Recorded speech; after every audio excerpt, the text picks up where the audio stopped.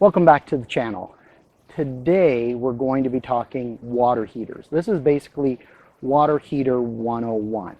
So if you're new to RVing, recently new, not 100% sure what your hot water tank is capable of, or if you're shopping and don't know what to ask about water heaters, are they all the same? Are there differences? We're going to address that a little bit today. Now, today we're going to focus on the traditional water heater, which is a tank system. There are a few systems out there. There's a tankless system, and there's a couple of versions of them. Those systems we're not going to cover so much. This video, we're really going to ignore them.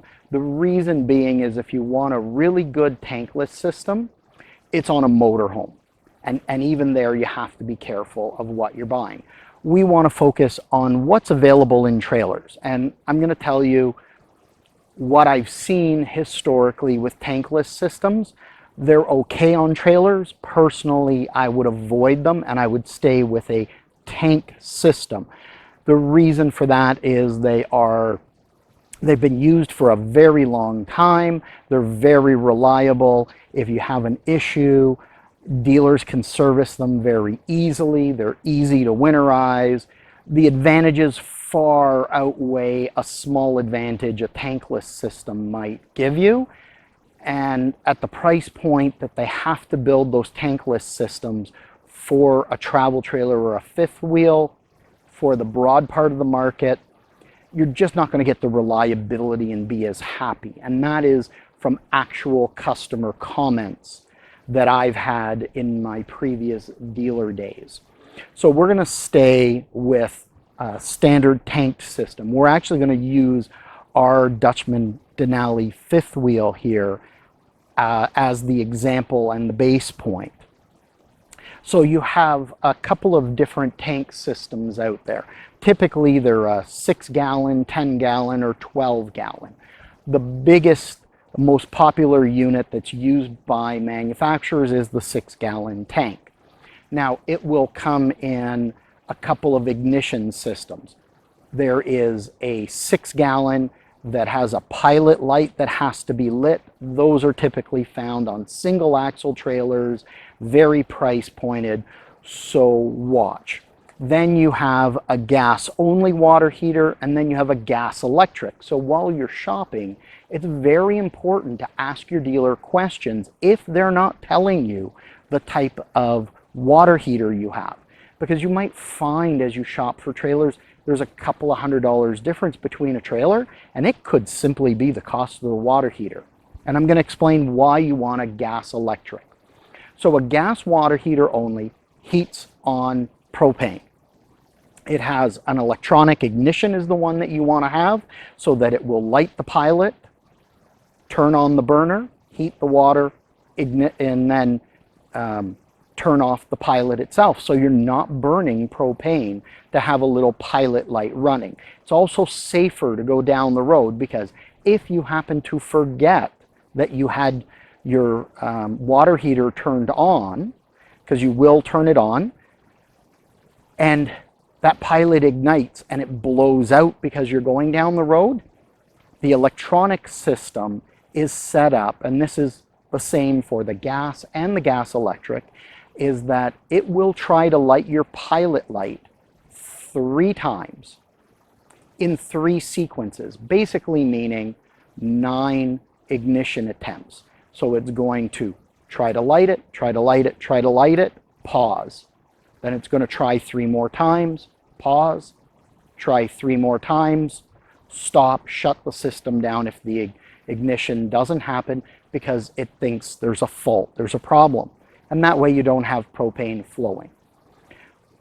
Now, the reason you want to go to gas electric, beyond the fact that you're sitting in a campground, most times you've paid for electricity, is the flexibility that a gas electric water heater is going to give you. And I'll tell you countless times, customers, when I've brought this up, went, wow, I've been camping for several years and I didn't know you could do that with your water heater. Here's the advantage of a gas electric. you can, when you're in the campground connected to electricity, turn on a switch. That's your electric water heater. And we're going to talk about some of the sequence in a moment, but it will heat using electricity. If you have a number of people staying with you, if you're a young family and you have a few kids that have to be bathed, and then you as parents are going to take a shower afterwards, that's a lot of demand on your water heater.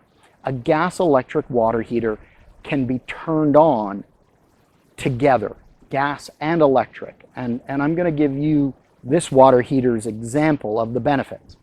So let's talk about a few steps before you get started.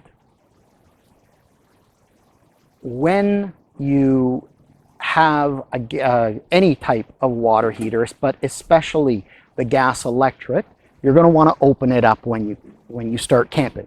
So you're just going to flip down the lid and it sits there. Some units have one that lifts up and you'll have to put it down.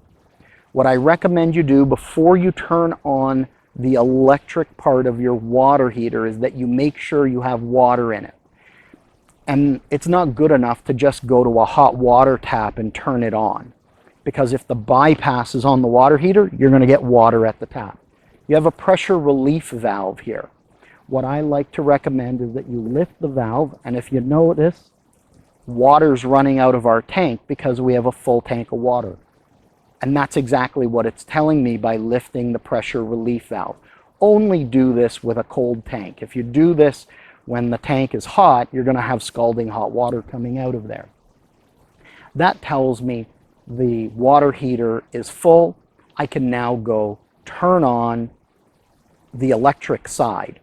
The reason I say that you should do this test is if you turn on your water heater and it's empty on electric, it will burn out the heating element in a few seconds. By the time you put it on and go, oops, I forgot to check and turn it off, your element's burnt out if there's no water in here.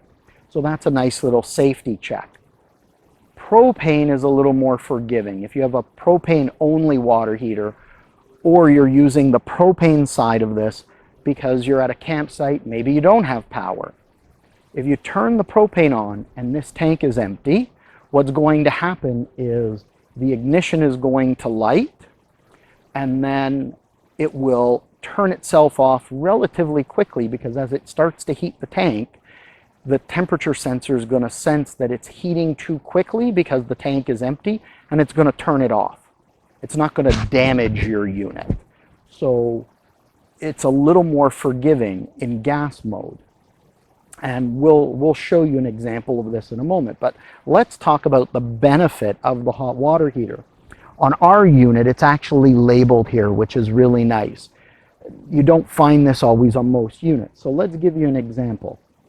If you run this on electric only, this water heater, which is 6 gallons of capacity, will give you 6.2 gallons per hour of hot water.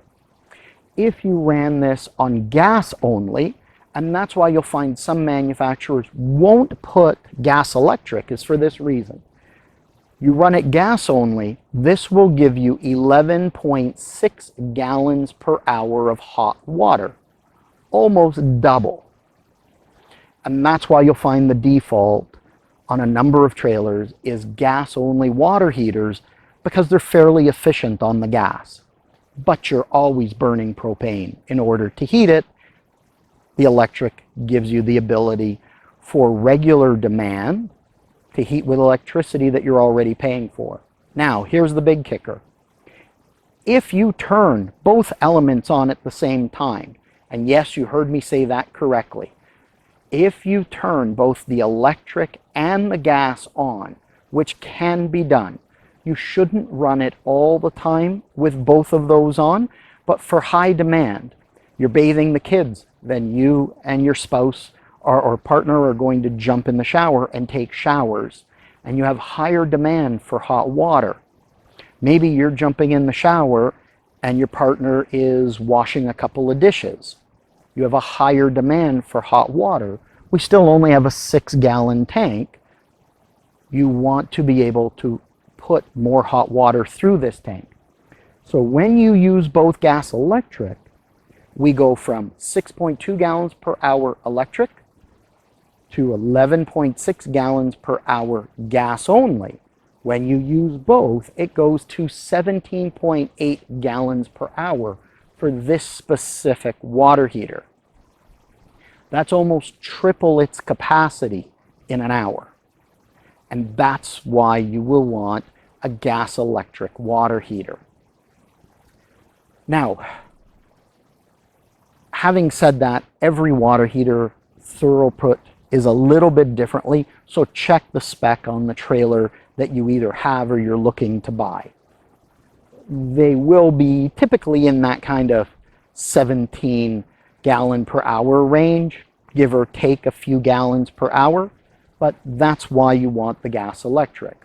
Now, when we want to turn it on, and we're going to do this a little bit differently as we have in command on our unit, but typically you go into your monitor panel and there's two switches and it'll say gas, electric. Sometimes on the monitor panel you'll only see an electric switch, or you'll see gas electric, or you'll see only a gas switch. And if you're unsure if you have gas electric, you see the gas only switch come out to your water heater. On a few water heaters, I believe it's the Suburban brand, right down in the corner of your water heater, there will be an electric switch out here. They force you to come out here and turn on the electric so you can verify there's water in your tank. Now, in our in-command unit, it is very straightforward. I'll bring this up closer to the camera. So we can actually use our phone. There's a water heater button. When we hit that, it gives us the ability to turn on electric, propane, or both. The in-command center makes it easy. We hit both. If you have a traditional RV with switches, you'd turn both switches on to get that. Now, let's take you over. I'm going to grab the camera here. Let's take you over and let's turn it on so you can get a sense of the sound it makes. So let's turn on electric right now. You can hear the electronic board just humming a little bit, and it's starting to heat our water. Now, if you have a gas water heater, I've just turned it off. If you have a gas only water heater or gas electric and you don't have power to plug it in, you'd turn your propane button on and you can hear it clicking. And it's trying to light. So as you noticed, it tried to light 3 times. It's going to try it again.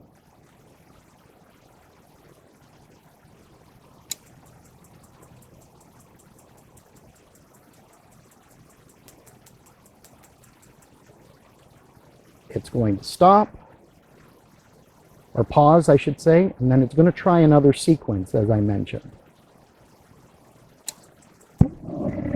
And there we go. Our unit, we recently put new propane tanks on, or filled the propane tanks, and sometimes you'll get air in, so it takes a little bit to light. But you'll hear that now it's light, it's lit, it's running, and if we look closely, you can see the flames just inside.